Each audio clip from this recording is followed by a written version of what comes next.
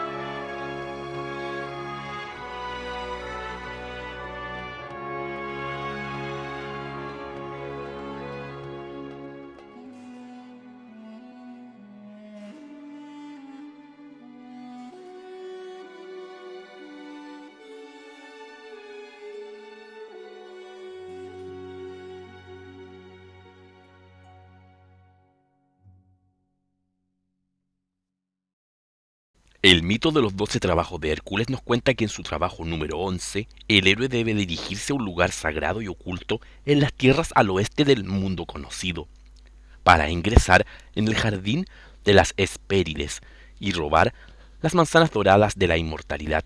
Pero antes debe enfrentar a un peligroso gigante llamado Anteos, que viviría en una fortaleza ubicada en la ciudad costera del Tánger. La misión de Anteos era no dejar pasar a nadie hacia las tierras del sur, donde se encontraba el mítico jardín. Hasta ese entonces nadie había podido atravesar los territorios de Anteos, quien había comenzado a construir de manera constante un castillo con los esqueletos de aquellos que eran muertos por su mano al intentar cruzar sus dominios. Tánger hoy es la actual Marruecos, una ciudad portuaria del norte de África que también perteneció en épocas pasadas a la Liga de los Fenicios y que con el tiempo pasó a ser una ciudad estratégica que conectaba el Atlántico con el mar Mediterráneo. Desde la ocupación griega hasta los convulsionados periodos que abarcaron dos guerras mundiales, Tánger aún sigue siendo una zona mística y concurrida que aún reserva muchos misterios. Cuenta el mito que Anteos la construyó en honor a su esposa llamada Tignis. De ahí es donde provendría la raíz del nombre Tánger. Anteos era un hijo de Poseidón y de Gea, la diosa de la tierra, lo que lo convierte por la rama paterna en un hijo de la Atlántida, lugar que vuelve a estar relacionado con los mitos de Hércules y de regiones cercanas al Atlántico donde se realizan varias de sus misiones. Antes de asaltar la fortaleza de Anteos, Hércules se refugia en una caverna hacia el sur de Tánger, que actualmente se conoce como la Caverna de Hércules. Sabemos que existe más de una caverna de Hércules según mitos y leyendas del Mediterráneo. Una de ellas estaría supuestamente bajo la ciudad de Toledo, y es donde supuestamente estaría la mítica mesa de Salomón, una especie de ordenador o computador en forma de mesa que fue construida por el mítico rey del Israel bíblico hace más de 2000 años. Salomón, a quien se le atribuía la sabiduría más grande de ese tiempo. En dicha mesa se verían visiones del pasado, presente y futuro. Esta historia se fue estructurando con investigadores posteriores que crearon un misterio alrededor de la cueva de Hércules en Toledo, que aún no ha sido resuelto y que, para muchos teóricos de la conspiración, las autoridades de la región y otras fuerzas de la élite globalista han negado el paso a seguir investigando bajo los pasadizos de la ciudad. La cueva de Hércules, de la que hablamos nosotros, es visitada hoy por turistas e investigadores de todo el mundo. Nos hace sentido cómo posiblemente tras derrotar al imperio del gigante Gerión en Cádiz, Hércules de manera estratégica ingresa por esta región desde el Atlántico para no ser visto y así asaltar la fortaleza de Anteos de manera sorpresiva. Lo que llama la atención de esta cueva es una de sus entradas desde el mar hacia tierra firme, que posee la forma del continente africano. Muchos ven ahí una señal mística de la misión de Hércules en el continente negro, lugar donde el héroe tendría planeado encontrar los tesoros de los hijos de la Atlántida, como veremos más adelante. Otro elemento que nos resuena interesante es cómo el concepto sobre las cavernas de Hércules ha resonado en varias regiones misteriosas de Europa. Un lugar donde se esconderían tesoros o donde se refugiaba el héroe y su grupo en sus operaciones secretas. Cabe señalar que es una posible alegoría a lugares clave donde se esconderían posiblemente grandes misterios y secretos robados de la Atlántida. De esto existe un rumor de una secta antiquísima de alquimistas y sabios llamados licaones, que vivieron ocultos en cavernas subterráneas bajo la antigua Grecia y que tenían el conocimiento de la Atlántida y la capacidad de realizar los mismos prodigios de Hefestios, dios de la herrería, que podía construir autómatas y seres artificiales, los que hoy conocemos como robots. Grecia, como presentamos en videos anteriores en nuestro canal, se destacaba por tener en sus mitos grandes alusiones a estos seres y a este tipo de mecanismos que eran elaborados por sabios y dioses.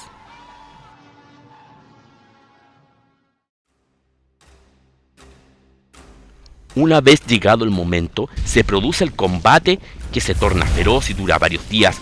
El gigante parece ser inmune a los ataques del héroe, ya que al ser derribado, Anteo absorbe la energía de la tierra. Gea, en este caso, le ayudaría a revitalizarse para seguir luchando y a fortalecerse cada vez más durante la batalla. Es entonces donde el héroe decide levantar al gigante en el aire y estrangularlo para que éste no sea ayudado por las fuerzas de la tierra. Y así, el gigante al no poder tocar la tierra muere estrangulado y debilitado por Hércules. Nuevamente el mito griego en este relato nos muestra aspectos coincidentes con cientos de otras culturas, como lo son los gigantes guardianes de un conocimiento profundo sobre las técnicas de la agricultura y, por qué no decirlo, de la genética, que usaban a la tierra como su ayudadora y revitalizadora. ¿De qué forma los gigantes de aquellos tiempos extraerían entonces las fuerzas de la tierra? Al parecer, este secreto tiene que ver, creemos nosotros, con lo que vimos en el primer capítulo de esta serie, donde hablamos de aquellos enigmáticos monolitos de piedra de enormes dimensiones que fueron colocados ahí por los habitantes prehistóricos de Europa. Este tipo de construcciones son aún un misterio para la arqueología en muchos sentidos. No se sabe a ciencia cierta para qué eran usados y cuándo fueron puestos en aquellas regiones. Lo más que se ha podido hipotetizar hasta ahora es que fueron verdaderos calendarios astronómicos y rituales, y así también sectores usados para ritos funerarios, pero de su verdadero uso y función y alguna tradición antiquísima que habla acerca de ellos aún nos es totalmente desconocida.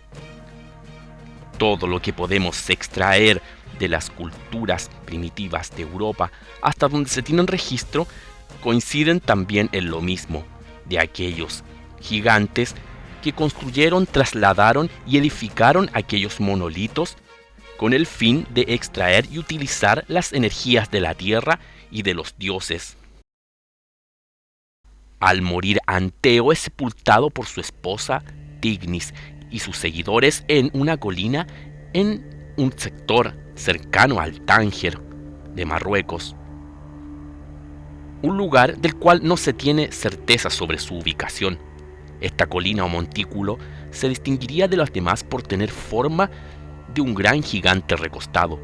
La leyenda también dice que siglos después, Quinto Sertorio, un militar y político romano del siglo I a.C., viajó con su ejército a aquellas regiones y quiso abrir la tumba donde se encontraban los restos de Anteo, pero al encontrarse con los restos de un enorme cráneo, logró comprobar con sus propios ojos que el mito era totalmente cierto y decidió alejarse del lugar horrorizado por tal hallazgo y ordenó que todos los restos fueran sepultados nuevamente.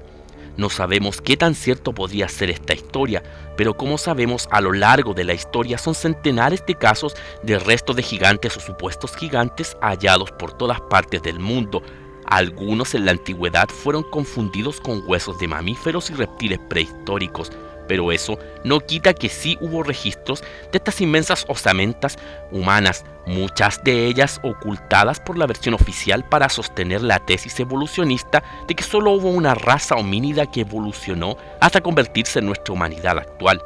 Esto según lo plantea la teoría de la conspiración y de la historia oculta, que dicen que la versión oficial, biologicista y darwinista desea hacer pasar todas las demás leyendas y relatos sobre razas y seres antiguos como meros cuentos mitológicos.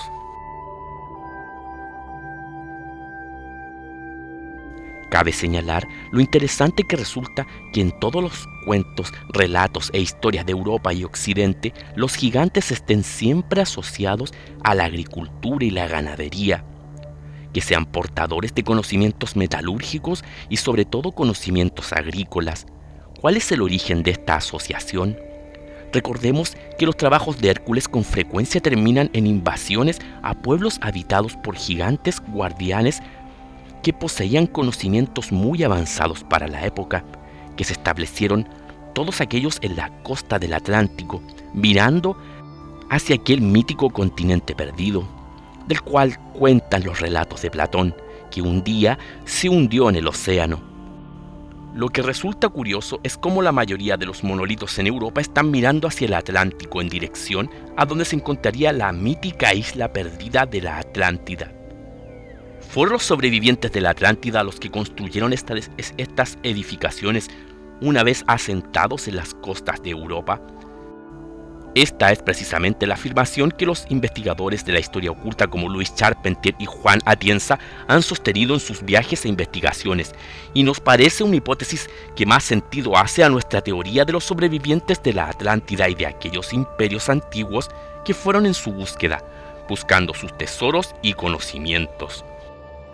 Tras la derrota de Anteo, el reino de Tánger queda en manos de Hércules, quien contrae matrimonio con Tignis, la antigua esposa y cautiva del poderoso gigante. Sospechamos que ambos, ya de hace mucho tiempo, parecían estar en contacto incluso antes de la caída de Anteo. Quizás haya sido Tignis quien facilitó la entrada secreta a Hércules para invadir la ciudad. Si tomamos este relato de la relación entre Hércules y Tignis como una alegoría, esta nos explicaría la llegada de los griegos a aquella región para instalarse con sus colonias tras debilitarse el poder de los fenicios y formar alianzas con los pueblos autóctonos de la región, ya que aún hoy aquellos pueblos nos presentan en sus tradiciones orales la mezcla entre los mitos griegos y sus mitos locales. De esta unión entre Hércules y Tignis nace Sufax, quien regiría la región del Tánger y los territorios de Libia, Túnez y Marruecos, personaje que es reconocido como un heroico rey por aquellas tribus perdidas en el tiempo llamadas bereberes, un pueblo enigmático y misterioso cuyo origen parece aún no estar del todo resuelto. Tras lograr desbloquear la entrada al impenetrable corazón del santuario de los descendientes de los atlantes, Hércules ahora se dirige a una región donde emanan los conocimientos más poderosos de los antiguos dioses, el Jardín de las Hespérides, donde se encontrarían los frutos de la inmortalidad. ¿Cuáles son los desafíos y los secretos que el héroe tendrá que enfrentar en este lugar? ¿Existen aún hoy vestigios de civilizaciones perdidas en lo que hoy es comprendido como la región del Sahara, desde donde provino el mito de aquel jardín mágico que poseía grandes saberes? Todo eso y más en el siguiente capítulo.